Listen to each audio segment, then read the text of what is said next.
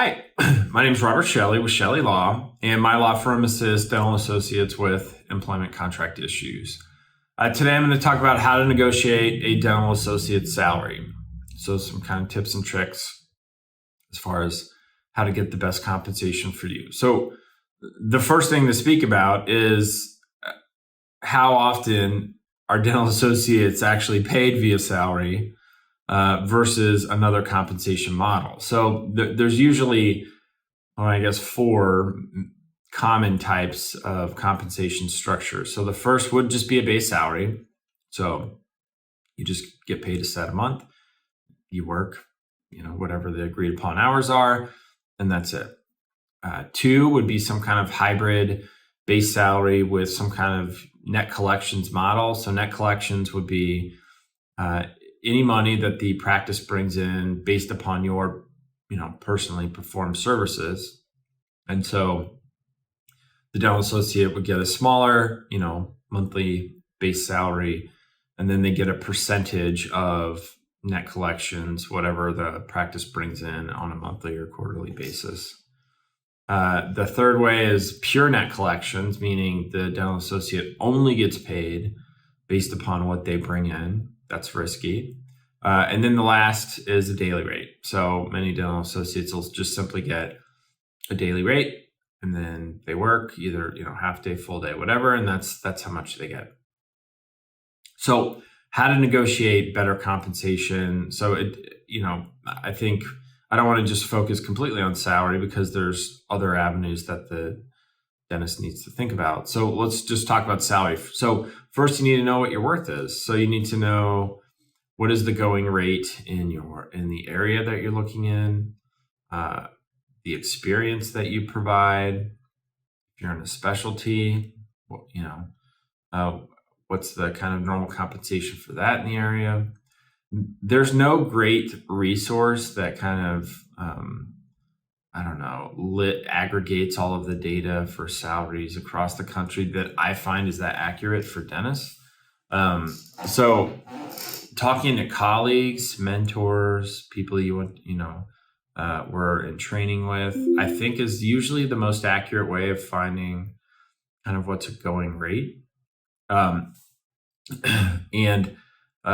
sometimes some of the dental associations can provide, some data that's okay, but I wouldn't completely rely upon it. So when you get an initial offer, let's just say it's for $120,000, most employers expect at least some kind of back and forth as far as compensation is concerned. So don't feel bad asking for more. Now, how much more? It depends, but you need to be reasonable. So if 120 is kind of the average for let's just say you're right out of training, you have no experience in building up a practice, and you say, I don't want 120, I want 240, right? Well, that is very likely going to be laughed off by the employer, and it's going to put you kind of, or at least start you on the wrong foot. So if you're going to ask for a bigger amount, it needs to be reasonable, and then it needs to be as informed as you can be. One good way of doing it is if you've identified an area that you want to practice in, reach out to multiple practices and try to get, an average of what all of them are offering you. And then that way you can determine if one place is, kind of lowballing you or not. Beyond salary, you also need to take into account all of the ancillary benefits. So the actual benefits: health, vision, dental, life, disability, retirement. But then are there potential bonuses? Are they paying for your malpractice insurance and tail? What are the restrictive covenants?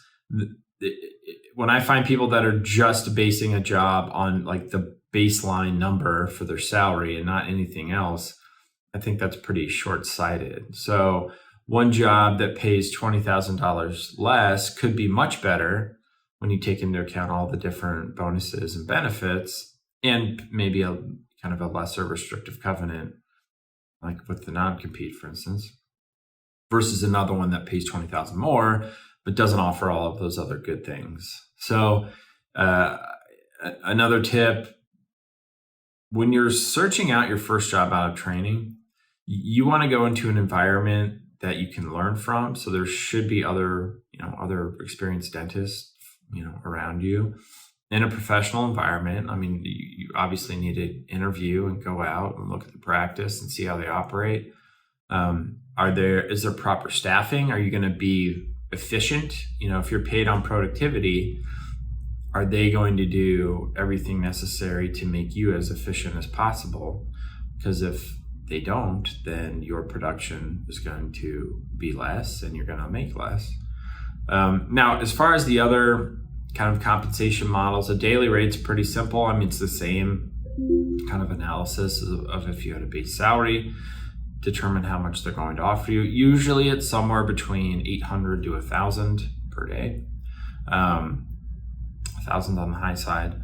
And then if it's a compensation structure that involves base salary and net collections, it would depend upon how much base salary you're getting. But normally if it's a hybrid, meaning base salary and collections, your collections will be somewhere between 15 to 25%. And then the last one would be pure net collections. That's usually somewhere between 35 to 45%. I think closer to 35 would be most likely as far as that goes. So that's a little breakdown on how to negotiate a dental associate salary. I mean, it's tough when you have no experience. You're not bringing any patients into a practice. You need to just kind of think of the best learning environment where to build up your skills, and then utilize that down the road to really leverage the salary. If you have any questions about your dental associate contract, you can always call my law firm at the phone number listed below in the description, or you can reach us through our website, ChelleLaw.com. That's CHELLE law.com. And I appreciate you watching the video. Thanks.